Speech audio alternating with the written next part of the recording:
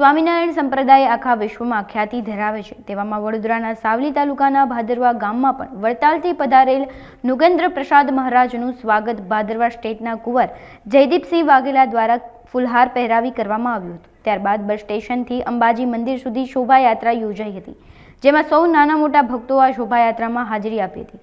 સ્વામિનારાયણ મંદિરે જઈ યથાવત રીતે ભગવાન સ્વામિનારાયણના ભાદરવા ગામમાં વિશ્વમાં પાટોત્સવની શરૂઆત કરવામાં આવી હતી। આ દરમિયાન ભગવાનને વિશેષ આયોજનમાં આયોજકો દ્વારા અલગ અલગ જાતના વ્યંજનોનો થાળ પણ ભગવાનને ધરવામાં આવ્યો હતો।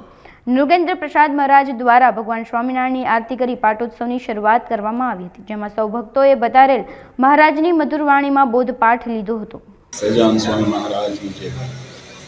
ભગવાન સ્વામિનારાયણે આ ધરા ઉપર મનુષ્યત્વનું ધારણ કરી અનંત જીવાત્માના કલ્યાણની અર્થે જે ષડંગી સંપ્રદાયની સ્થાપના કરી એની અંદર મંદિર એક મહત્વનું અંગ છે અને એ પ્રમાણે વડતાલ સ્વામિનારાયણ સંપ્રદાયના કેન્દ્રમાં જ્યારે લક્ષ્મીનારાયણ દેવ ગાદી અંતર્ગત અહીંયા ભાદરવાનું મંદિર એ આજથી આમ તો જૂનું મંદિર, સત્સંગ જૂનો છે, ભગવાન સ્વામિનારાયણ છતાંનો સત્સંગ છે, પણ જે મંદિર જીર્ણોદ્ધાર કરીને નવીનીકરણ કર્યું એને આજે 19 વર્ષ પૂરા થઈને 20મા વર્ષની અંદર એ પ્રવેશ કરવા જઈ રહ્યું છે।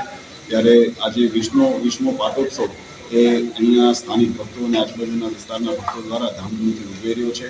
વડતાલવાસી શ્રી લક્ષ્મીનારાયણ દેવ ગાદી પીઠાધીશ્વર પરમ પૂજ્ય સનાતન ધર્મધુરંધર એકધારા આચાર્ય શ્રી અજીત પ્રસાદજી મહારાજશ્રીના આશીર્વાદ સર આજે અમે અહીંયા ધર્મપૂર્ણ અહીંયા પધાર્યું છે અને અમારી અહીંયા સાનિધ્યની અંદર આ સુંદર આયોજન ભક્તોએ પૂજા અને અનુભવ વગેરે ધરાવીને આજે આ ઉત્સવને ધામધૂમથી ઉજવ્યો છે। સાથે અહીંયા સત્સંગ સભાનું પણ આયોજન કરવામાં આવેલું છે અને એના સ્થાનિક ભક્તો આગેવાન ભક્તો બધા ભેગા થઈ અને હર્ષોલ્લાસથી આ ઉત્સવ મનાવી રહ્યા છે।